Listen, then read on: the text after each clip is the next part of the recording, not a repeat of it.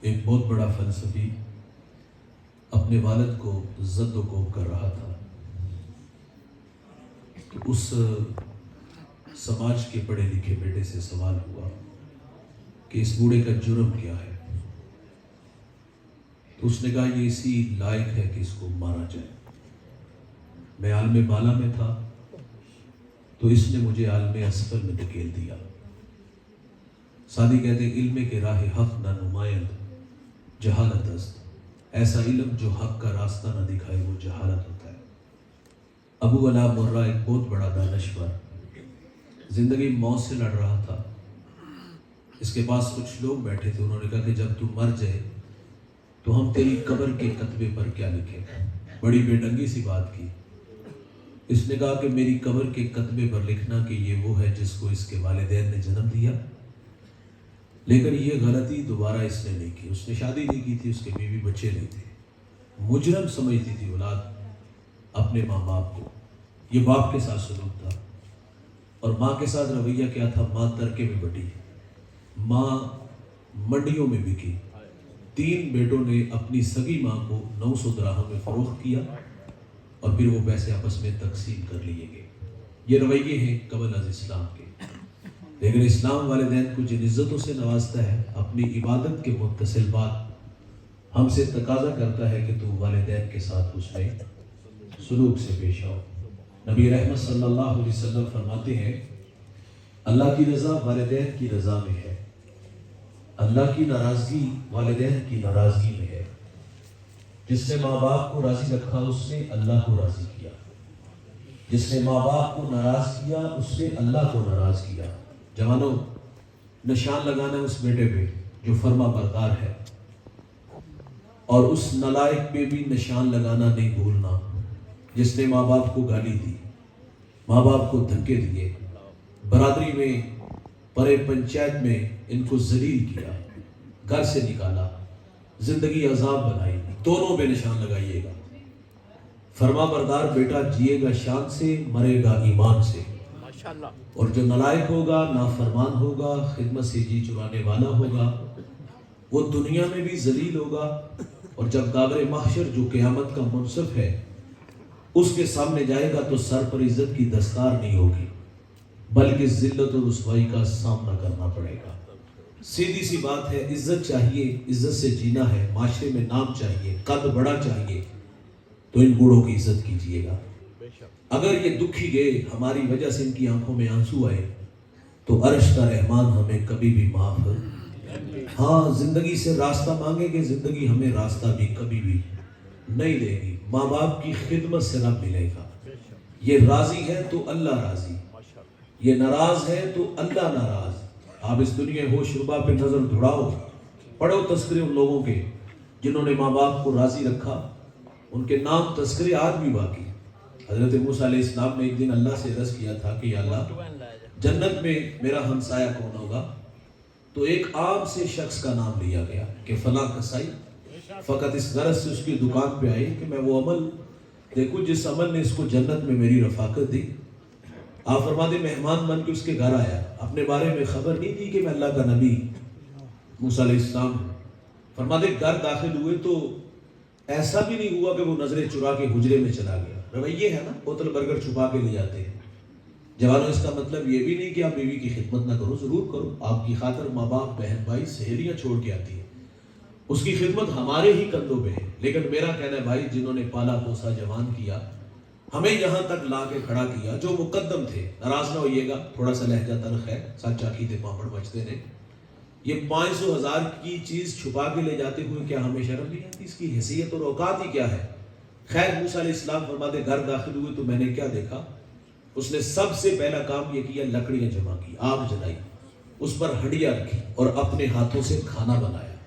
جب کھانا پک گیا تو چارپائی پہ ایک نحیف سی گڑیا تھی, اسے اٹھایا اور نوالے توڑ توڑ کے اس کے منہ میں رکھے. بوڑھی ماں نے کھانا کھا لی تو وہ کچھ کہنے لگی, آواز کمزور تھی. موسیٰ علیہ السلام نے پوچھ لیا یہ کون ہے؟ کہا ماں جی ہے. فرمایا یہ کچھ کہہ رہی ہے. زیر لب مسکرا دیا. کہتا ہے ماں کہتی ہے اللہ جنت میں تمہیں موسیٰ علیہ السلام کا پڑوس عطا فرمائے. تعجب سے کہتا ہے بھائی جان آپ بتاؤ نا, کہاں اللہ کے نبی موسیٰ علیہ السلام, کہاں میں؟ جملہ سنوگے طبیعتوں میں نشہ پیدا ہو جائے گا.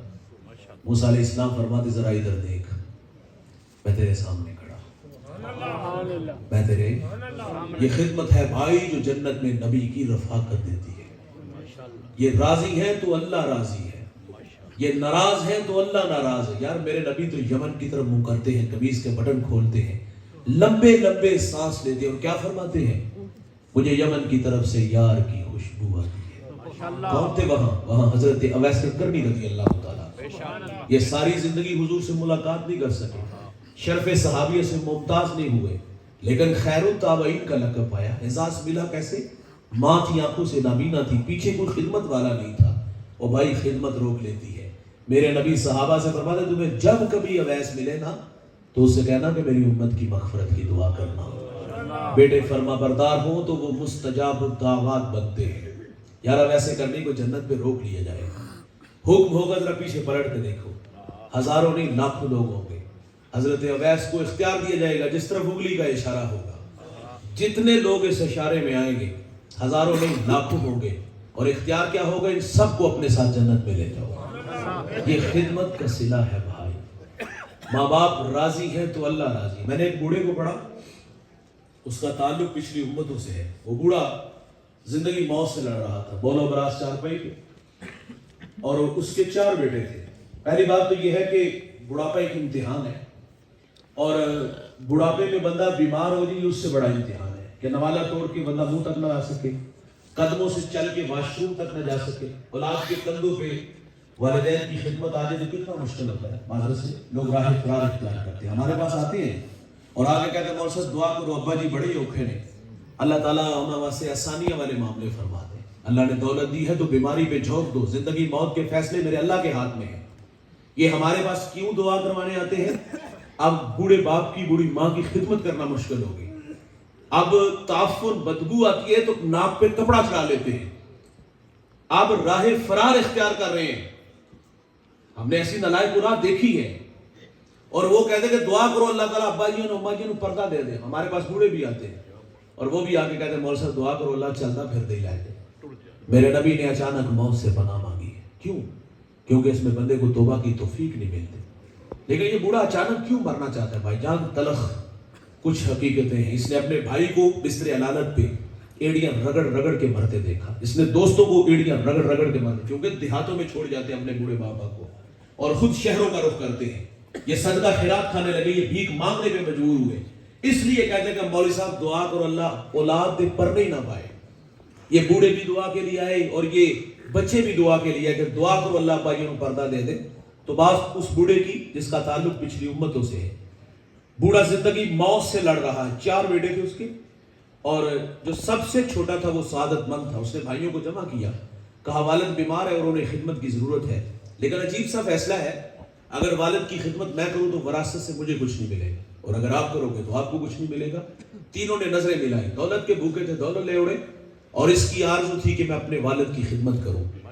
اور اس نے پھر تا دم آخر جب تک باپ زندہ رہا اپنے بوڑھے باپ کی خدمت کی.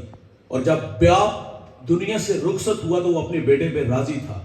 ہمارے دیہاتوں میں جب ہمارے بوڑھے ماں باپ راضی ہوتے ہیں تو ایک جملہ کہتے ہیں، مرنے تک اس کا نشہ نہیں اترتا.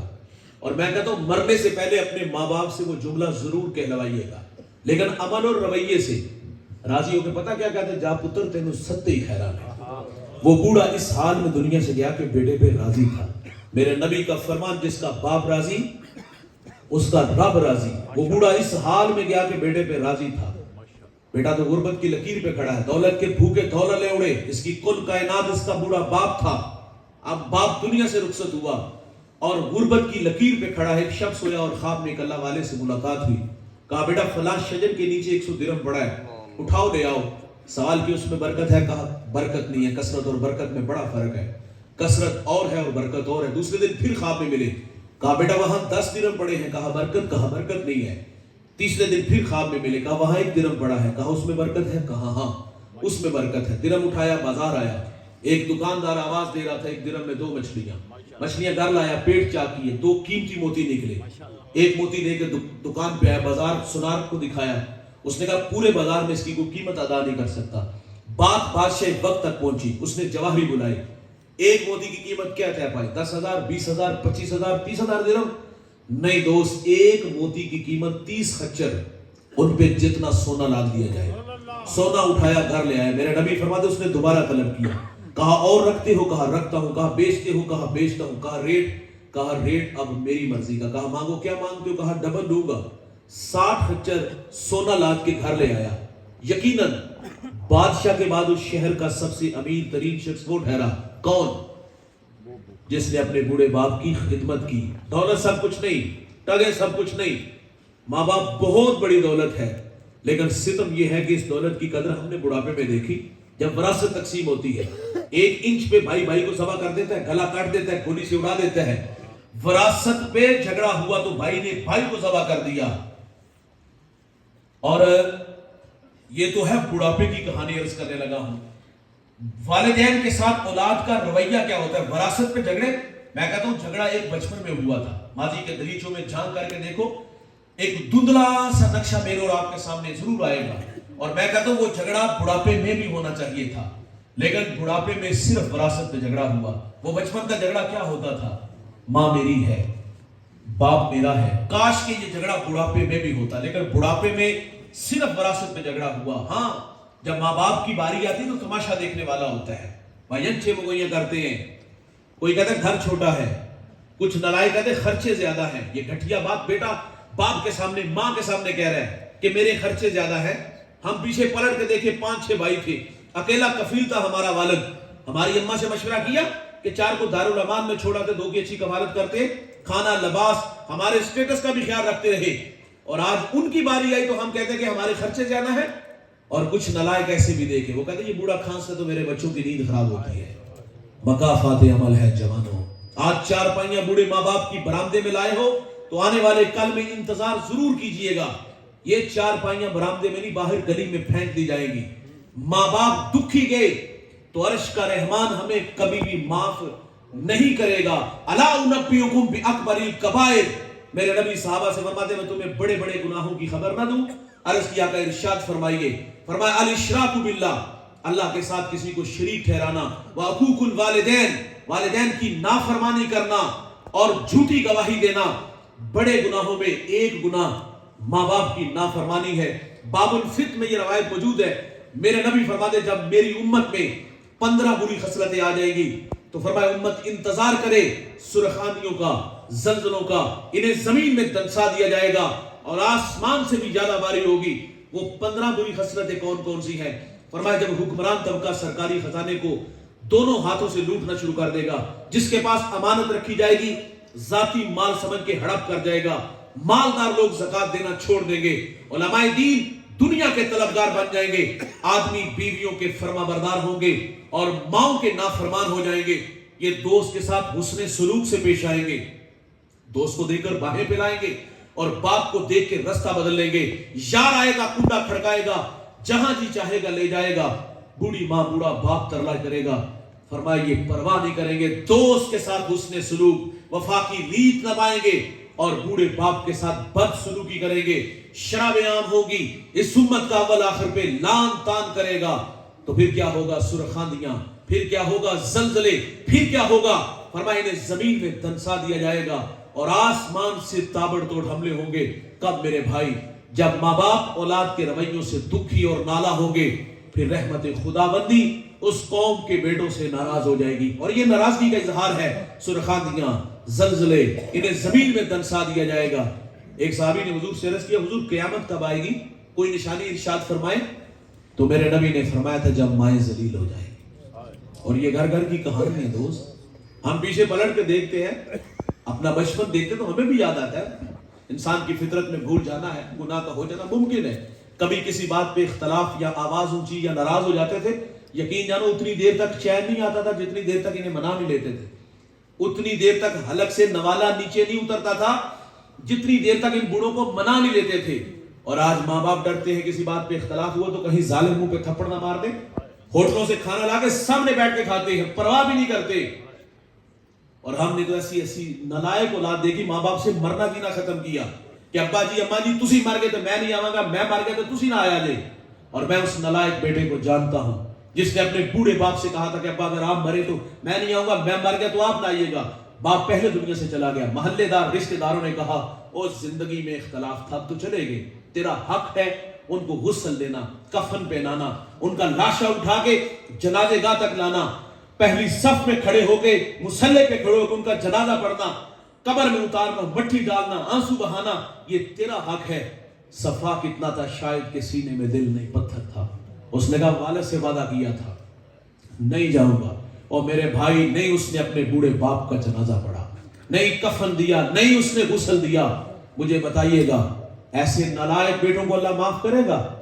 ایسے نالائق بیٹے زندگی سے راستہ مانگیں گے تو کیا ان نالائق بیٹوں کو زندگی راستہ دے گی؟ کبھی بھی نہیں دے گی۔ جنہوں نے ماں باپ کو دکھ دیے، گالی دی، برادری میں ذلیل کیا، اللہ نہ ان کی نماز قبول کرے گا، نہ روزہ قبول کرے گا، نہ حج قبول کرے گا، نہ تبلیغی گشت قبول کرے گا، نہ پیر کے آستانے کی حاضری کو قبول کرے گا۔ اگر بوڑھے ماں باپ ناراض دنیا سے گئے تو اللہ ان کی عبادات کو بھی قبول ہے۔ مجھے ایک نوجوان ملا 18-20 سال اس کی عمر، سر پہ امامہ، سفید جامہ، چہرے پر داڑھی کا نور۔ مجھے دوستوں نے بتایا یہ لوگوں کو صبح نماز کی دعوت دیتا ہے۔ مجھے اچھا لگا کہ آج کا جوان تو چوک چوراہوں میں اور چھٹی کے وقت اسکول کے گیٹ کے سامنے جوانیاں برباد کرتے ہیں، رقص و سرور کی محفلیں سجاتے ہیں۔ یہ کتنا سعادت مند ہے، خود بھی نماز اور لوگوں کو بھی نماز کی دعوت۔ بہت ساری دعائیں میرے لبوں پہ تھی۔ میرے ساتھ ایک صاحب تھے، انہوں نے سرگوشی کی، وہ کہتے ہیں مولوی صاحب یہ باپ کا گستاخ بھی بڑا ہے، دستار کے ہر پیش کی تصدیق ہے لازم، ہر صاحب دستار معزز نہیں ہوتا۔ بڑی بڑی پگڑیاں باندھ لینے سے انسان بڑا کب ہوتا ہے بھائی؟ رویوں سے بڑا ہوتا ہے۔ میں نے کہا بیٹا یہ تو بہت بری بات ہے، بحث کرنے لگا۔ وہ کہتا ہے مجھے بٹھاؤ اور میرے والد کو بٹھاؤ، اگر میں غلط ہوں تو میں جوتے کھاؤں گا۔ خیر میں نے ایک دو بات جو اس کے دل کے دروازے پر دستک کا سبب بنی، اور میں نے کہا مانا کہ یار بوڑھے ہو گئے نا، تھوڑے سے چڑچڑے ہو گئے، بیمار ہیں، چھوٹی چھوٹی بات پہ اختلاف کرتے ہوں گے، ناراض ہو جاتے ہوں گے، جھڑکتے ہوں گے، یہی ہوگا نا، اس سے زیادہ اور کیا ہوگا؟ میں نے کہا پیچھے پلٹ کے دیکھو، اپنا بچپن، لڑکپن، جوانی اور جوانی سے شادی کے بعد کے معاملات، کتنے دکھ، کتنی تکلیفیں، کتنی اذیتیں دی اور شعوری طور پہ ہم نے دی۔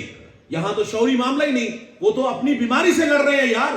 میں نے کہا جانے دے یار، ماں باپ ہیں، نہ ناراض کرو، نہ دکھی کرو۔ خیر میری ایک دو اور بات جو دل کے دروازے پر دستک کا سبب بنی، میں نے کہا جا معذرت کر کے آ۔ 20 منٹ بعد واپس آیا، آنکھوں میں بہت سارے آنسو تھے۔ میں نے کہا کیا بنا؟ کہتے ہیں ایسے ہاتھ باندھ کے کھڑا ہوا، میرے والد نے مجھے سینے سے لگا لیا۔ میں کہتا ہوں آج سینے سے لگو، کل قبروں سے لپٹ کے رونا ہوگا، لیکن اس وقت پچھتانے سے حاصل کچھ نہیں ہوگا۔ اور ماں باپ ہیں تو ان کے پاؤں پکڑ لو، ماں باپ ہیں تو ان کے قدموں سے لپٹ جاؤ، معذرت کر لو۔ اگر یہ دکھی گئے، اگر ان کی آنکھوں میں ہماری وجہ سے آنسو آئے، اگر یہ کہیں بیٹھ کے اپنا درد بیان کریں تو عرش کا رحمان ہمیں کبھی بھی معاف نہیں کرے گا۔ ان کی رضا میں ہی اللہ کی رضا ہے۔ ان کے قدموں میں بیٹھا کرو، ان کے پاؤں دبایا کرو یار۔ اگر یہ دکھی گئے تو اللہ ہمیں کبھی بھی معاف نہیں کرے گا، نہ نماز قبول کرے گا، نہ روزہ قبول کرے گا۔ اور اگر یہ راضی گئے تو عرش کا رحمان ہم سے راضی ہوگا۔ مجھے ایک گڑیا ملی، میرے جاننے والے تھے، میری ملاقات ہوئی تو وہ بے اختیار اس کی آنکھوں میں آنسو تھے۔ میں نے پوچھا خیریت تو ہے؟ تو وہ اور پھوٹ پھوٹ کے رونے لگی۔ میں نے کہا کچھ بتائیں تو صحیح۔ کہتی بیٹے نے منہ پہ تھپڑ مارا ہے۔ میرا ہاتھ پکڑ کے سر پہ رکھا، یقین جانے قریب تھا کہ سر پھٹ ہی جاتا، کوئی لوہے کی چیز اس کے سر میں ماری۔ میری 1-2 ہفتے بعد دوبارہ ان سے ملاقات ہوئی، میں نے اس بڑھیا کو پھر روتے ہوئے دیکھا۔ میں نے کہا اس ظالم نے پھر مارا؟ مجھے کہتے اس نے کچھ نہیں کہا، تیری باتوں نے دکھی کیا۔ میں نے کہا میں نے آپ کو کیا کہا؟ مجھے کہتی تیری یہ باتیں میں نے سوشل میڈیا پہ سنی، بہت سارے لوگ سامنے بیٹھے تھے، میرا دل ڈوبنے لگا، خوف کھانے لگا کہ اتنے لوگوں میں سے کسی نے میرے بیٹے کو بد دعا نہ دی ہو۔ میں نے کہا ظالم تو تھپڑ مارتا ہے اور وہ تیری زندگی کی بھیک مانگتی ہے۔ یہ دکھی گئے تو جوانوں اللہ ہمیں کبھی بھی معاف نہیں کرے گا۔ ان کی رضا میں اللہ کی رضا ہے، ان کے قدموں میں بیٹھا کرو، ان سے دعائیں لیا کرو۔ اور میرے نبی فرماتے جنت تمہاری ماں کے قدموں تلے ہے۔ اور پھر عمل رسول اللہ صلی اللہ علیہ وسلم ماں کا ادب کر کے بتاتے ہیں۔ آپ مصلی امامت پہ کھڑے ہیں اور تا حد نظر اصحاب ہیں اور حضور کی آنکھوں میں آنسو تھے، حضور کو ماں یاد آ گئی۔ یہ مکی نہیں، یہ مدنی دور ہے، اور یہاں آداب کی آیتیں اتر چکی ہیں، اور یہاں صحابہ کتار اندر کتار کھڑے ہیں۔ اور بھائی جس نے دکھوں کا دور دیکھا ہو نا، خوشحالی آئے تو انسان آرزو ضرور کرتے کاش میرے ماں باپ زندہ ہوتے تو میرے سر پر عزت کی دستار دیکھتے۔ میں اور آپ اپنا اپنا ماضی پلٹ کے دیکھ لیں، کل تک ہم کہاں کھڑے تھے، ہمیں اچھی طرح یاد ہے۔ اپنی اوقات کبھی بھی نہیں بھولنی چاہیے کہ میں کہاں سے شروع ہوا اور آج کہاں آ کے کھڑا ہوا۔ بھائی جان ایک وقت کا ہوتا تھا ایک وقت کا ہوتے ہی نہیں تھا. اچار سے روٹی کھا لیتے تھے, گنڈے سے کھا لیتے تھے, یا گڑ سے کھا لیتے تھے. وہ کسی نے فقیر سے پوچھا بابا سب سے مزیدار چیز کون سی ہوتی ہے؟ تو اس نے کہا تھا پتر بھوکھوں دی ہے. اجڑے ویران دسترخوان یاد نہیں آتے؟ غربت ویسے بھی بہت بڑا امتحان ہے, اور یہ غربت تو انسان کو کفر تک لے جاتی ہے. میں شارع ابراہیم خلیل پہ بیٹھا تھا تو میرے ساتھ احرام سے لپٹا ایک نوجوان, میں نے بے تکلفی سے اس کے کندھے پہ ہاتھ رکھا تو میں نے کہا کہ آپ تھک گئے؟ وہ کہتا ہے یہ میرا چوتھا عمرہ ہے. میں نے پوچھا کہاں سے؟ وہ کہتا ہے کشمیر سے ہوں. حالات پوچھے, کہتے میرے اپنے ہی خاندان کے 17 لوگ شہید ہوئے, بھتیجوں بھانجوں بھائیوں کے نام لیے. میں نے معاشی حالات پوچھے, کہتے غربت, مجھے کسی نے عمرہ کروایا. اگلی بات جس نے تڑپایا وہ کہتا ہے مولوی صاحب دعا کیا کرو غربت ایک جگہ نہ ٹھہرے, یہ گھر بدلتی رہے. وہ کہتا ستم یہ ہے, یہ غربت اتنی جلدی گھر نہیں بدلتی. جب یہ گھر نہیں نہ بدلتی تو ہمارے غریبوں کے بھرم ٹوٹتے ہیں. غموں کی دھوپ میں کاٹا ہے زندگی کا سفر, راستے میں کوئی شجر سایہ دار نہ تھا. ہم کہتے کبھی کبھی زمین پہ اترا کرو. دولت کا قد بڑا ہوتا ہے, یہ مانتے ہیں ہم, یہ مونے نظر آتے ہیں نا رشتہ دار, یہ دوست. ہم کہتے کبھی کبھی اترا کرو یار, شجر سایہ دار بھی بنو, شجر پھلدار بھی بنو. ہستی پلکوں کے نیچے غم بھی پلتے ہیں, مگر کون دیکھتا ہے اتنی گہرائی میں.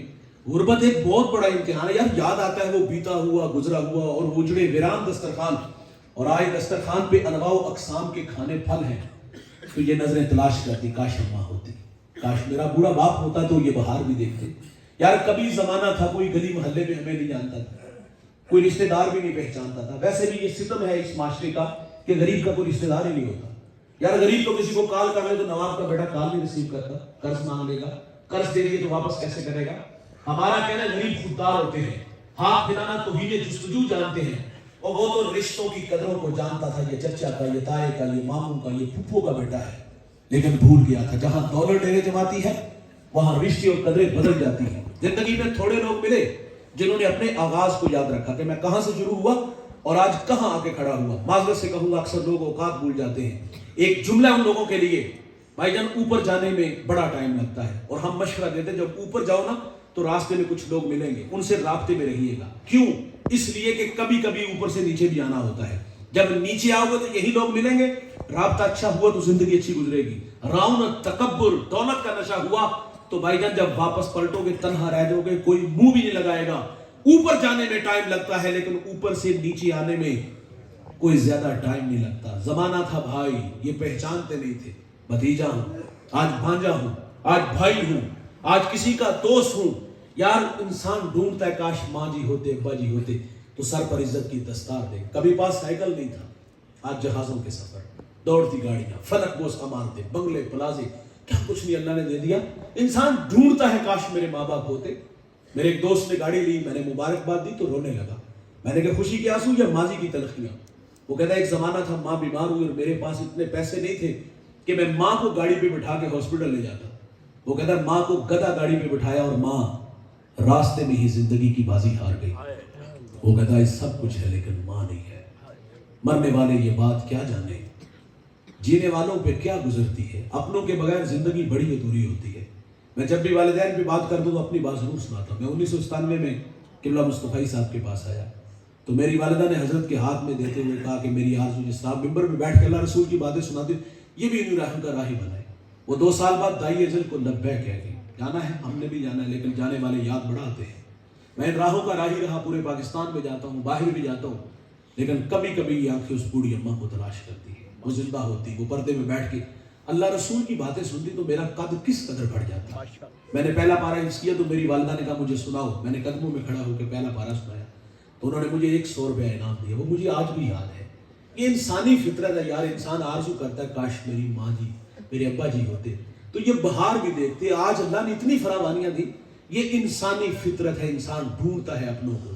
اور یار میرے نبی مسلح پہ کھڑے ہیں اور تا حد نظر اصحاب ہے. یہ مکینی مدنی دور ہے اور حضور کی آنکھوں میں آنسو تھے. حضور کو ماں یاد آ گئی. ماں کا بچھڑی جب